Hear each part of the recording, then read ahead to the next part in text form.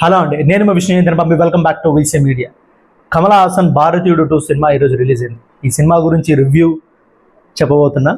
First నుంచి చెప్తా అసలు ఏమేమి జరిగింది. ఎందుకంటే నేను చాలా అంచనాలు పెట్టుకున్నాను ఈ సినిమా మీద. చాలా అంచనాలు పెట్టుకుని పోయినా. ఎందుకంటే అటు కమల్ హాసన్ గురించి తెలుసుకున్నా, ఇటు డైరెక్టర్ శంకర్ గారి గురించి తెలుసుకున్నా. సినిమాలు, ఇక్కడ యాక్టింగ్, ఈయన డైరెక్షన్ యాక్టింగ్ చూసుకుంటే నిజంగా సినిమా అనేది పెద్ద ర్యాంపేజే.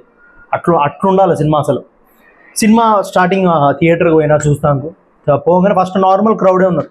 పోతూ పోతూ పోతూ క్రౌడ్ అనేది ఎక్కువయ్యారు. తర్వాత అర్థమైపోయింది, ఓకే కమల్ హాసన్ సినిమాకి ఇక్కడ కూడా కొంచెం డిమాండ్ మంచిగా ఉంది. సో ఎందుకంటే ఫస్ట్ డే సినిమాకు చాలా దగ్గర చూసిన నేను, పోతూ పోతూ చాలా దగ్గర చూస్తే ఏడ లేరు క్రౌడ్ ఎక్కువ, కాబట్టి ఆడ క్రౌడ్ బాగానే వచ్చేది.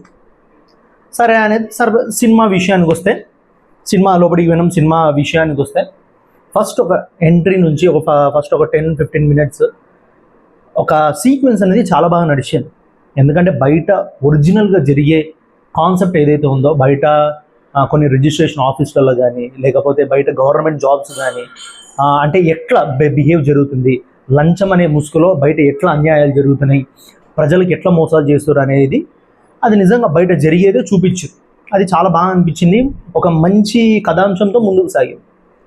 తర్వాత ఎప్పుడైతే ఒక కమల్ హాసన్ ఎంట్రీ నుంచి వస్తుందో, తర్వాత నిజంగా నాకు అంటే నా పాయింట్ ఆఫ్ వ్యూలో టైటిల్ వచ్చే విధానం కూడా చాలా బాగా వచ్చింది. కమల్ హాసన్కు వచ్చే భారతీయుడు 2 అనే టైటిల్ చాలా బాగా వచ్చింది.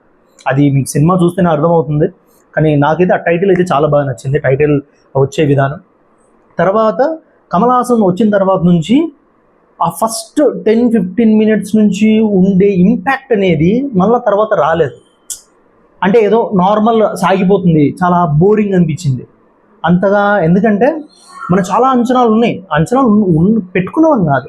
ఇక్కడ డైరెక్షన్, ఇప్పుడు ఎవరు డైరెక్టర్ శంకర్ కాబట్టి మనకు కూడా అంత తెలుస్తుంది, అరే ఈయన ఎట్లా తీయగలుగుతాడు అని. ఆగిన ఇంకా అట్లనే ల్యాగ్ అవుతూ అంటే బ్యాంగ్. ఇప్పుడు ఏ సినిమాలోనో కొన్ని బ్యాంగ్ సీన్స్ ఉంటాయి, అట్లా ఈ సినిమాల్లో కొన్ని బ్యాంగ్ సీన్స్ అనేవి ఒక 2-3 తప్ప అంతకన్నా ఎక్కువ లేవు. చాలా సాఫీగా జరిగిపోయినట్టు అనిపించింది సినిమా. కమల్ హాసన్ యాక్టింగ్ పరంగా మాత్రం నిజంగా హై లెవెల్. తర్వాత సిద్ధార్థ్ కూడా నిజంగా చెప్పాలంటే కమల్ హాసన్ సిద్ధార్థ్ అనేది ఈ సినిమాలో ఒక మంచి పాత్ర పోషించారు.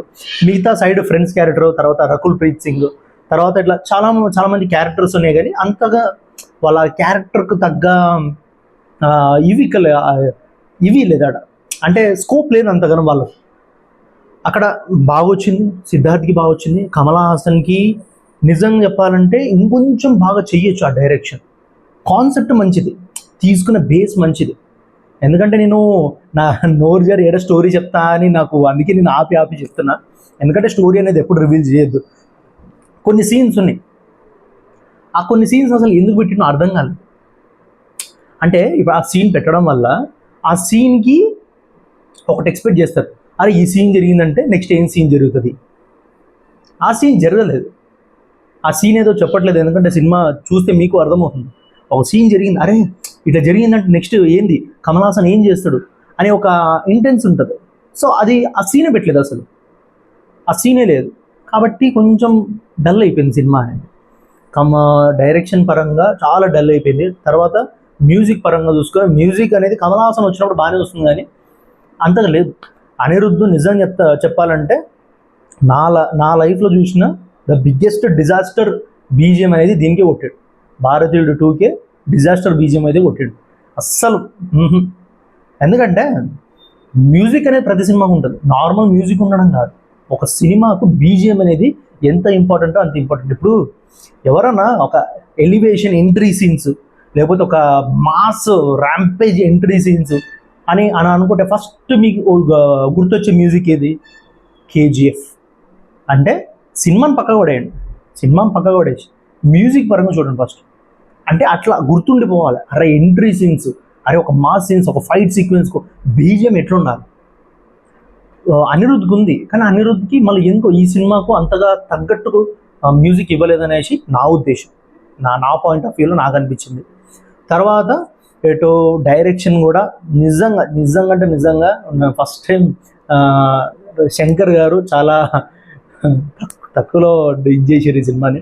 నాకు ఎందుకో ఆయన ఇట్లా తీసారంటే నాకు తీసుకోవడానికి అయితలేదు, ఎందుకంటే ఆయన సినిమాలు చాలా ఇష్టం నాకు. శివాజీ కానీ, అపరిచితుడు కానీ, ఎందుకంటే మెసేజ్ ఇచ్చే సినిమా. ఇది కూడా నిజంగా ఒక మంచి మెసేజ్ ఇద్దామనే తీసారు, ఒక మంచి మెసేజ్ తీయడానికి తీసారు, కానీ అది డెలివరీ చేయలేకపోయారు, ప్రజలకు డెలివరీ చేయలేకపోయారు. ఇప్పుడు ఒక ఉద్దేశం వచ్చింది దాంట్లో, ప్రతి ఇంట్లో నుంచే మారాలి, ఎవరో వచ్చి చేయడం కాదు, ప్రతి ఇంట్లో నుండి తప్పులు ఎవరు చేస్తున్నా మారాలి అనే ఒక ఏదో ఏదో చేద్దాం అనుకున్నాడు, కానీ అది ఎందుకో ప్రజలకు డెలివరీ కాలేకపోయింది. ఆ ఓవరాల్గా చూసుకున్న ఫైట్ సీక్వెన్స్లు బాగున్నాయి, తర్వాత కొన్ని అన్వాంటెడ్ సాంగ్స్ అయితే ఉన్నాయి. అన్వాంటెడ్ సాంగ్స్ ఒక నాకు తెలిసి 2 to 3 ఉన్నాయి. అది అసలు ఎందుకు ప్లే అవుతున్నాయి, ఆ సిచ్యువేషన్కి తగ్గట్టు లేవు, ఏదో పాటలు వస్తున్నాయంటే వస్తున్నాయి, ఆ సినిమాకి ఆ పాటకి అసలు సంబంధం లేనట్టే 2-3 పాటలు అయితే వచ్చినాయి. ఆ పాటలు కూడా అస్సలు ఆ సినిమాకి సెట్టే కాలేదు. తర్వాత ఫైట్ సీక్వెన్సెస్ ఓకే, మొత్తం అన్నీ బాగున్నాయి. కొన్ని ఏంటంటే కొన్ని విషయాల్లో ఓవర్ చూపించిండు, అవన్నీ కొంచెం సెట్ కాలేదు. తర్వాత ఇంకొకటి మెయిన్ పాయింట్ అందరికీ ఎందుకంటే ఇది తెలవాలి, ఈ సినిమా షూటింగ్ మధ్యలోనే కమెడియన్ వివేక్ గారు చనిపోవడం జరిగింది. ఇది అందరికీ తెలుసు, కమెడియన్ వివేక్ గారు చనిపోవడం జరిగింది. కాబట్టి ఆయనని అంటే చేంజెస్ చేయలేరు, కాబట్టి ఆయననే సీజీలో క్రియేట్ చేసి ఆయన సీక్వెన్సెస్ అనేది చాలా పెట్టారు. నేను ఎందుకంటే సినిమా చూస్తున్నంతసేపు అర్థమైంది, కొన్ని దగ్గర సీజీ ఆయన కళ్ళు కానీ ఫేస్ కానీ సీజీలో క్రియేట్ చేసి ఒక బాడీ అనేది వేరే అతను తెచ్చి ఫేస్ అనేది రీక్రియేట్ చేసి వాళ్ళు చేశారు. అది చాలా మంచిగా అనిపించింది, ఎందుకంటే ఒక లేని వ్యక్తిని కూడా ఉన్నట్టు క్రియేట్ చేసి వాళ్ళు సినిమా తీశారు. అది నిజంగా ఆ డైరెక్షన్ వాళ్ళని మెచ్చుకోవాలి, డైరెక్షన్ టీమ్ని. అది చాలా బాగా అనిపించింది నాకు. ఇట్లా మొత్తం చూసుకుంటే సినిమా సగం మధ్యలోనే లేదా నా ముంగడికి నుంచి ఒక 50 మంది వెళ్ళిపోయారు. సినిమా ఫుల్ అయిండే ఫస్ట్ సినిమా స్టార్టింగ్లో, తర్వాత ఒక 50 మంది టక మెల్లగా వెళ్ళిపోయారు. అప్పుడే అర్థమైంది ఎందుకు డైరెక్టర్ శంకర్ ఇట్లా ఈసారి ఫ్లాప్ కొట్టిండు అని అనిపించింది. సో ఓవరాల్గా సినిమా పరంగా చూస్తే కమల్ హాసన్ యాక్టింగ్, తర్వాత డైరెక్షన్ కొంచెం బాగుంది, ఒక 10% ఇచ్చుకోవచ్చు, 100లో ఒక 10% ఇచ్చుకోవచ్చు అంతే. సిద్ధార్థ్ యాక్టింగ్, తర్వాత బీజిఎం కూడా అంత లేదు.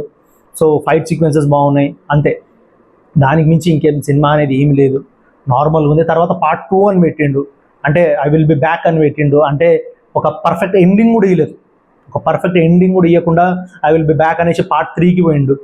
కాబట్టి అదేందో ఎవరికి అర్థమైతలేదు సినిమా అనేది. కాబట్టి ఇది ఈరోజు ఈ మూవీ రివ్యూ. మేము మా వీసీ మీడియా నుంచి భారతీయుడు 2 సినిమాకి మేము ఇచ్చే రివ్యూ, అంటే నా పర్సనల్గా నేను చూసిన విధానంతో నేను ఇచ్చే రివ్యూ 5కి 1.5 అయితే నేను ఇస్తాను. ఎందుకంటే డైరెక్షన్ అయితే నాకు అస్సలు నచ్చలేదు, ఫస్ట్ టైం శంకర్ గారిదే డైరెక్షన్ నాకు నచ్చలేదు, కాబట్టి నేనైతే ఈ సినిమాకి 1.5 ఇస్తున్నా. సో మీ అందరూ సినిమా చూస్తారు, సినిమా చూసిన తర్వాత మీరు కూడా మీ రివ్యూ అనేది కమెంట్లో తెలియజేయండి, ఎందుకంటే ఇది నా అభిప్రాయం, నేను సినిమా చూసే విధానంతో నేను చెప్పిన. కాబట్టి మీరు చూడండి, మీకు ఎట్లా అనిపించిందో మీరు కూడా ఈ కమెంట్ రూపంలో తెలియజేయండి. సో ఇది ఈరోజు మూవీ రివ్యూ. మీ అందరికి నచ్చుతున్నా ఆశిస్తున్నా. మీ అందరికీ వీడియో నచ్చినట్టయితే లైక్, సబ్స్క్రైబ్ అండ్ షేర్ చేయండి, అండ్ మా వీసీ మీడియాని సపోర్ట్ చేయండి. Thank you.